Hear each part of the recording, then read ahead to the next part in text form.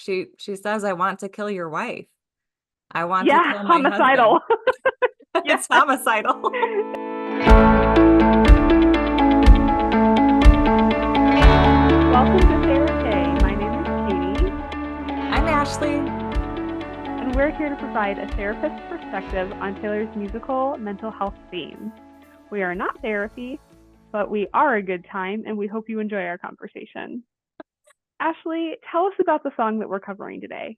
Okay, get ready because we are covering one of Taylor's singles from Tortured Poets Department, and I'm so excited. It is Fortnight featuring Post Malone, which, first of all, shout out to Posty. We love you. Thanks for We love sharing you, your voice Posty. with us.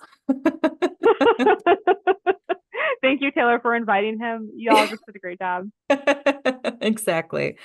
Okay, so I chose this song for so many reasons. There are so many mental health references. Like I kept going through these songs and I was like, we can't not do Fortnite. I need this in my life. Between Mm-hmm. the music video, there's like mental hospitals, there's alcoholism, intrusive thoughts about killing people, there's a move on drug, there's loving somebody you can't have. I mean, how could we not unpack all of this? Yeah, it's just like one thing after another. Like, how much can I pack into one song? How did you do this, Taylor? I don't even know if she knows. So yeah, I just felt like we really needed to cover it. I have a lot of questions, like a lot of questions that I would ask. Um, I want to hear these. I want to hear them all. I okay, there's so many. So what did it mean to you that someone called you crazy or they forgot to come get you? Both of those things seem really impactful, and I feel that we could spend a whole episode on why we don't call people crazy or abandonment issues. I mean, to be fair, those that could be more than just a session or an episode. Like that's a series. So I'll just leave that there for now. Um, I would also ask, are you still considering yourself an alcoholic or are those days done? How did we get through that? Just kind of wondering what those thoughts would be. Um, what would it be like if that person took accountability for their actions? Which I feel like that's a Ooh. theme that comes up in therapy a lot. Um, just a quick little risk assessment. What do you do when you want to kill someone? Do you entertain that thought? Does it kind of go away? Have you thought of ways that you would? Just, assessing those risks that could potentially be going on. Mhm. Mhm. Um, and then she also mentions February. And I would like to know what the month of February is like for Miss Taylor Swift. Is there some, SAD going on? Yeah, is there some sort Mhm. of like grief that comes up during that month? I just thought that was an odd shout out for February. Mhm. And for our listeners, SAD stands for seasonal affective disorder, which is basically just the winter blues, essentially. Yes, thank you. Appreciate you. Mhm. Um, and then okay, this is also a Swifty part of the conversation. Buckle in, Katie. What's happening with Florida and Texas and cars? No. I I no. genuinely like I need to know what's going on. Who is from Texas or Florida and what is this rental car? I need to know. I know. I know. So my what I saw online, so somebody on the internet, I'm giving credit to them, mentioned that it was at the Arlington, Texas shows that we found out that she and Joe broke up, or she and Maddie broke up. I'm not quite sure, but there was something about like something that happened in Arlington, Texas. Oh. And then when Taylor did the Apple Music like lyrical, you know, the voice memos, to describe like her lyrics, she talked about how Florida kind of represents this place of escape. That when people like want to go somewhere, they go to Florida, um, which is very insightful and very true because, as somebody once wisely said, Florida is where you go when you're poor, and Florida is where you go when you're rich. And I was like, that is true. That is very, very true. It can be trashy, it can be high end. It just depends on where you go. so, um, so I think that's how I connected Texas and Florida and her music. Okay. Okay. That makes sense. Okay. Can I throw this out to the listeners too? Like, if anybody has any thoughts of like Texas, Florida, the rental cars, your dream car, like, I just want to know, like, maybe it's random, but I feel like there's very, very few things in the Taylorverse that's random. So Yes, yes. email I am. us. Yeah, please tell us because I just googled what happened to Eras Tour Arlington, Texas, and I'm just getting, DallasObserver.com. That's not really what I want. So if somebody's got better information, please. But I remember seeing a video and I didn't save it, but I remember seeing that on Instagram because I'm a Okay. good millennial and I only watch reels and not TikToks. Well, And as you should. thank you. Thank you for that affirmation. I received that from you. Well done. Katie, those are the questions that I would ask. What questions would you be curious about? Like you, so many questions. Um, I do feel like this song has a lot of really specific insider hints. So if the song were a client, I would be like, you're referencing a lot of different things, and I want to get into the weeds and understand those details with you. Um, but I think something I would specifically want to follow up would be talking about loneliness and misery. You know, she clearly has a lack of hope for the future, and she seems to know the remedy. Like she's like talking about that, like be with me, touch me, but then she doesn't really want to talk about it because she just ends there. So I think those are where my questions would center around. Yeah, those are really good questions. And I think she says, I want to kill your wife. I want to Yeah, kill my husband. homicidal. Yeah, It's homicidal. because again, you can't put an idea in somebody's head by asking about it. All you can do is draw out what's already there. Yeah, yeah. But yeah, that's so true, Katie, that there's some like avoidance there. Like this is what would happen or what could happen, but we're just gonna keep going. Right, right. Because it's how the song kind of ends of just like, yeah, or it's fading off. We're going to Florida. um, are you? Are you going to Florida? Yeah, right. It's like that like hand on the doorknob question or hand on the doorknob comment of like, I'm leaving the session and goodbye. Like Yes, yes. And for those of our listeners who may not understand fully what Ashleigh's referencing, there's a little bit of a phenomena in therapy world where counselors have noticed that there's what we call like the doorknob confession. In the last 5 minutes, 10 minutes of the session, sometimes people are feeling ready to disclose, and they disclose something pretty significant. And it's like right at the end of the session, and so they're barring that it's not a safety issue. It's just like a little bomb gets dropped, and then it's like, see you next time. yeah, yeah, it's always like, yeah, it's so funny because you can tell people don't really want to talk about it, and that's why they do that. Or I think sometimes it's not purposeful. Mm-hmm. But yeah, it's always funny to me when that happens. Like there's stuff Mm-hmm. there too of why that was the timing. Um, Yes, yes, yes. And we don't judge it, but we just notice nope. it and we find it humorous. Yep. So please know that it's not a judgment. It's just a funny observation, and it's not just us. It's just in therapy world, many therapists describe this experience.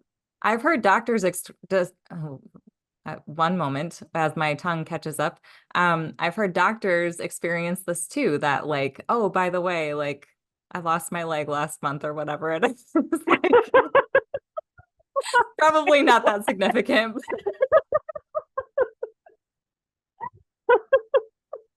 By the way, I've been bleeding out for like 2 weeks. Is that a problem? Probably not, though. Okay. It's See you probably next fine, time. right? Probably fine. Oh, yeah. So anyway, I would love to share what I would normalize or validate for this person.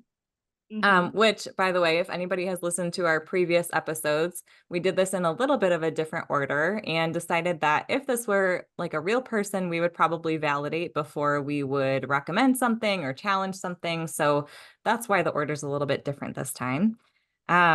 So let's get into this mindset of somebody is like broken up with somebody that they love and they literally live next door. Like, can you imagine the emotions that would come up for that person and how hard that would be? And in the midst of that, she says, my husband is cheating. So I would say it's easy to think about like ways to escape this situation, right? Like I could easily meet my past love at the mailbox. I could easily, well, maybe not easily, but it makes me want to kill my husband. It makes me want to kill his wife. Like, what would be easier about that if your problem just went away? Obviously, Mm-hmm. there are many reasons not to do that. But this is like it seems like it's going back to your revenge fantasy a little bit that you talked about previously of like if Mm-hmm. it's a little bit different. It's not revenge, it's like escapism. Like I don't like the reality I'm in. So I'm going to see what I can do to like dream about if these problems didn't exist. Um, so yeah, I would validate that. Um, and validation, I also want to say is like different from approving. So like Yes. approving the idea and like encouraging it is different from saying like I can see where you got there and I understand those emotions that are coming up for you and like why that's happening. So I wouldn't approve somebody dreaming of killing somebody else, but I would say like I can see why that feels easier right now without the logistics, without the possible consequences, right? Um, Yes. so Excellent anytime point. Thanks for highlighting that. yeah, anytime a quick fix like seems tempting, it's like, okay, yeah, I can see why, because the hard way is hard. It's not easy to be in your present reality. Um, so yeah. What are your thoughts, Katie? What would you normalize or validate? Mm. Yeah, I love all of that. I would normalize and validate hyperbole. And hyperbole, Taylor talks about how this album is full of that, and her voice memos that she published through Apple Music. But it's just this idea of saying something in the most extreme form possible. Like, how could I say this in an exaggerated sense? And I genuinely think this is something that we need to normalize. Um, so often I've noticed in my sessions that my clients will say things with a caveat, like, this sounds dramatic.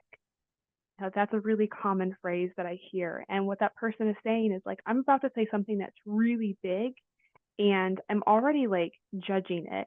I'm already noticing that it's bigger than maybe what I'm wanting it to be. And I'm like, absolutely. It's a big way of expressing your feelings. And that big expression is matching your lived experience on the inside. So it's important that we validate and normalize our emotions in whatever size they come in, whether it's bigger than we expected or smaller than we expected. Because again, emotions are really flexible. They can get big, they can get small, and that says nothing about your response, like your choices in light of those emotions. It's just talking about your experience of it. Um, so I just think that we really got to embrace the hyperbole and the drama of our emotions. Mm-hmm. Yeah, that's really good. It reminds me of the like the feralness that you have talked about before, right? Like the if I were to make this emotion like the most extreme that it could be, this is what it would be. Yes, yes, exactly. Like I think Taylor does a phenomenal job of modeling for us what it can look like to allow your emotions to come out as big as they actually feel on the inside. And obviously Taylor hasn't committed any kind of homicidal crime. She's obviously still with us. So we know that this is just her lived experience. It's not what she's acting on, which models for us that we can have extreme thoughts and feelings and say like I wish this, like we can have a revenge fantasy and that doesn't mean that you're going to act on it because that's a choice you get to make. Yeah, and it shows a lot about the impact of that of the event that's causing that. 100%. 100%. That's really Yes. good. Um, Ashleigh, can you tell us like what recommendations you would provide? Yeah, yeah. So, if it's so interesting because I love doing this with you because I feel like you and I come from different I spaces sometimes. So Mm-hmm. like you are seeing the hyperbole, you are seeing like the um maybe the sarcasm in these songs, and I'm taking Mm-hmm. her at her word. So I'm like, okay, if we're dreaming about this. Yes. Yes. So I said maybe find ways to direct your attention elsewhere. Like if this is happening, if you're literally neighbors with somebody who like is really hard to see, and that could be for a number of reasons, right? Um, then maybe like put up a fence, like a literal fence if they're neighbors. Put up, some boundaries about like when you go get the mail, like not in a hiding or an avoidant way, but in just like a protective, like I am Mm-hmm. going to honor these emotions that I'm feeling, and this is really hard for me right now. So I'm going to take some space from this until I can kind of figure out what's going on inside. Um, Ooh, can I ask a question there? yeah. You're differentiating right now between avoidance and boundaries. Can you expound a little bit more on like the difference? Like how would somebody know if they're holding a boundary or if they're avoiding and just calling it a boundary? Yes. I am going to be ultra self-aware with this because I could talk about boundaries for probably 10 hours. Let's say 13 just for the fun of it.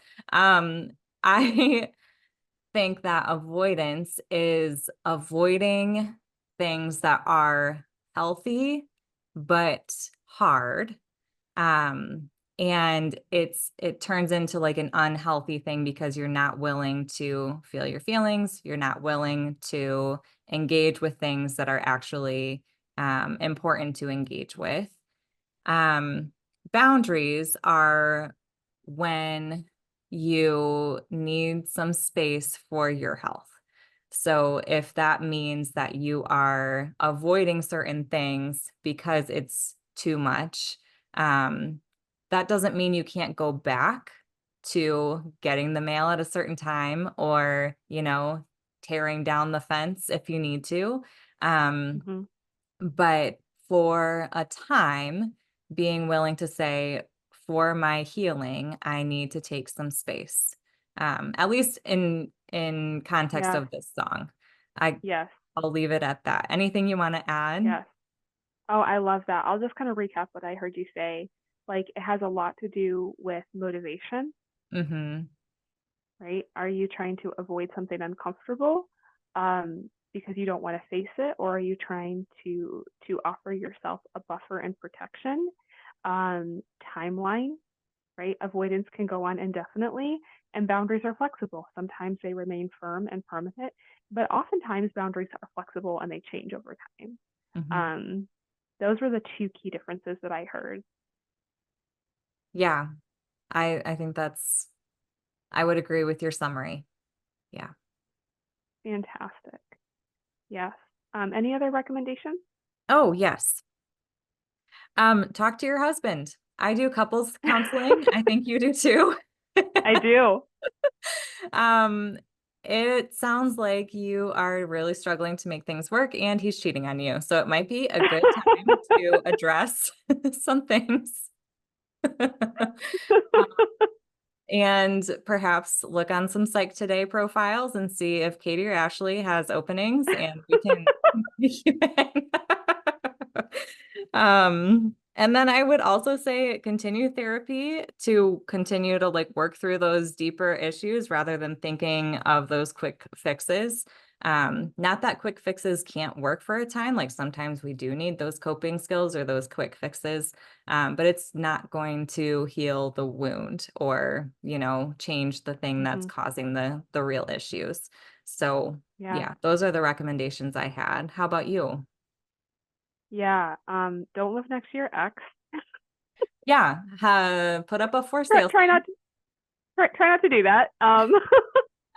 And also seek help for addiction, right? If you suspect that there's something in your life that is taking up more space than it needs to. Don't wait on others to notice, right? Because the song kind of like opens with like, I was a functioning alcoholic till nobody noticed my new aesthetic. And it's kind of saying like nobody's noticing me, but like she's naming this for herself. And so I'm just really, really proud and impressed with people who are able to notice like, hey, whatever this thing is, it's consuming a part of me more and more and more, and not waiting until it gets to that full blown like addiction. But if it's even heading in that direction, it's it's up to you to pivot, right? Like you will notice those signs within yourself, and if somebody has gifted you with feedback, listen to that. And then I also think that I would recommend that somebody spend time exploring blame versus responsibility. So there's a lyric that says, "No one hears to blame, but what about your quiet treason?" And there's an apostrophe S after "no one hears," as in the word "hear."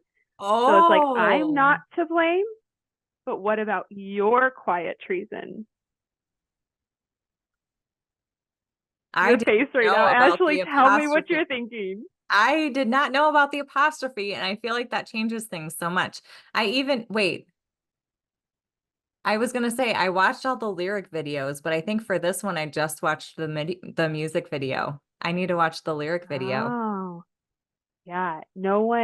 It's not no one here. It's not like a collective. It's like no one hears. Like, and she's singing from her perspective. No one here is to blame, but what about your quiet treason? Um, and we're not here as therapists to ever take sides. We're not here to like point fingers. And so I think it's really important that we talk about the difference between responsibility and blame, because blame carries with it accusation, which is finger pointing, and responsibility carries with it accountability, which is I've done this thing, you've done this thing, and now you need to face the consequences of that. You need to take ownership of it. And it's a really subtle but massive difference in terms of how we can have conversations with ourselves and others about our behavior and their behavior. Because accusation always comes with, um, there's an anger, and oftentimes the implied is this person needs to pay, right? And on the other one, it's like, yeah, you need to pay, but there's not a punishment as much as there is a face the music, take accountability, and face the consequence. Yeah, I'm so glad you took the time to explain that. That's so important. While you're on that mindset, can you also take some time to explain what you said, gifting you with feedback? I think that's really important. So good. Yes, I would love to. Um, when somebody has had the courage to come to you and say, "This hurt me," or "This went really poorly," or "Hey, you did really well and I loved this," or "I've noticed this about your personality," or "I've noticed this about the way that you are, and it's a great thing." That person has come to you and given you an opportunity to receive something for your own growth and encouragement. And that is a gift. Make no mistake, that person has given you a gift. Whether they are actively encouraging you, which makes a lot of people uncomfortable. A lot of people are very like squeamish when it comes to receiving compliments. But this person is trying to give you something and to notice something, and like what an opportunity to practice getting uncomfortable and say, I'll acknowledge that there's something good about me. That builds up our self-esteem in a really positive way. And then the reverse is true. When somebody comes to you and says like, "Hey, this wasn't all right," or "This confused me and it hurt my feelings," um, they've also given an opportunity for you to make repair and strengthen the relationship. And the strength of a relationship doesn't lie in the absence of conflict, but in the presence of repair. And repair can only happen when somebody's honest. And if somebody has gifted you their honesty, that's an opportunity for you to step into that and say, I see that you're being honest. This is really unpleasant for me to hear right now. I don't like hearing how I've hurt you, disappointed you, etc. But I'm willing to look at my own life, recognize that whether or not I intended to do something hurtful, it impacted you in a hurtful way, and thus I will take responsibility for that. And now we can repair our relationship and it can be stronger than it was before. Yes, girl. Thank you for saying that. So good. It's so good. It's so easy to be defensive when people give us feedback. And it's understandable because it feels like an attack sometimes, but if you can be open to it, it can really provide some good growth. So I'm really glad that you were able to share that. Thank you. Absolutely. Thanks for asking that question. Yeah. Can you share with us, Ashleigh, what would you maybe challenge this song slash client? Yes, I also said perhaps find a different place to live. Yes, maybe Throwing it don't out stay there. neighbors. Have you considered? And I also would ask, what else could you be doing? Like, what conversations need to be had, and what are you avoiding? So I think I've told you before, a lot of my challenges come through questions. Mm-hmm. But Mm-hmm. I'm curious what this person would say to those things. How about you? Yeah, I think I would challenge, maybe not in the way that I'm about to ask this question, but I'll challenge this idea that you need to be back with your ex. Oh, we could talk about that. Like, do you? But do you? Do you need to be back together? Yeah. Um, and I will add that like this is something that I would challenge in as a therapist over a process and timing and with nuance. Yes. And I don't think that this is not a challenge you lead with. No. This is a challenge I think that you end with. It's the end of a journey, not the start of the journey. Um, but I think it's a worthwhile question to ask of like, is the remedy really to be back with this person? Yeah. Because you've got enough work for you to do right now in light of this, and what's going to feel good, it may not necessarily be the thing that you need. Mm-hmm. Um, and then I would also challenge the idea of moving on, because moving on is something that I think happens to us sometimes gradually. We just kind of like wake up one day and it's just 1-2% easier than it was the day before. But it's also something that we actively work to make happen. Mm-hmm. And you alluded to this earlier when you were like setting boundaries, for example, or putting up the fence, or like what times of the day could I go get the mail, like, etc. There's also things that you actively have to do to help like coax yourself into moving on. You have to care for yourself in that process. And it's not just like I'm just gonna like hope time takes this away. Like, no, like healing doesn't just happen automatically to us. We have to facilitate that process. Absolutely. Absolutely. And you made a good point too that our podcast is, I think the idea is that it's a session, but this is talking about a whole therapy process on its Mm-hmm. own, right? Like this is not a 1 hour conversation. No. Oh my word, no. Yes. Yes. I think I'm so glad you said that, Ashleigh, because that feels so obvious to me as the therapist. But that would not be obvious to everybody else. They're like, you say all this in a session? Absolutely not. No. Like when you're going through a breakup, like sometimes there's just multiple sessions of like sobbing. And that's Yeah. all that happens. And that is a lot of work. That is a And lot that's of emotional okay. labor. That's Yeah. okay. Yeah. We go at the client's pace. So this is an ideal situation for an entire therapy journey. Yes. Um, yeah. In that light, what would you say to encourage this person? I would really encourage this person to um, to be cautious and aware of the temptation for a rebound. Just like basically like don't marry somebody when you're hung up on your ex. This is super bluntly, which again I would not say it that way ever to a client. But to put some thought around like when you find your attention moving on to other people, let's consider what a rebound is, what it isn't, how do you know the difference? Because I think sometimes like we can kind of self-deceive pretty easily and be like, oh, I'm really about this person, but are we just like our pride is hurt and we're looking for attention or we're looking for some kind of physical gratification or whatever, and none of those things are bad in and of themselves, but we need to be self-aware about it and how we might be maybe pulling somebody else into our unhealed work, Mm-hmm. right? And maybe they were looking for something a little bit more genuine, and then you were like, yeah, I'm available, and then you kind of get into it at some point down the road and realize maybe you're not. And so just having some awareness around that, which again is forecasting what might happen and it might not. So it's more just opening a conversation around that. Mm-hmm. Yeah, I love that. That's so good. Yeah. What about you, Ashleigh? I think I would say you are aware of your thoughts and can clearly communicate them. That's not always easy to do. That's a really Mm-hmm. good start. And it's a good sign that you could have those conversations if you needed to, once you can include like the feelings involved in that too. So thanks for Well, listening, everybody. We're happy you're here. Join us as we dive next into the Fortnight music video. And, if you want to stay connected, follow us on Instagram at Therate Podcast. You can also request for us to cover songs by emailing us at theratepodcast@gmail.com. And we've created playlists to listen to the songs on Spotify, which are linked on our Instagram. And shout out to Jeremy for editing this podcast.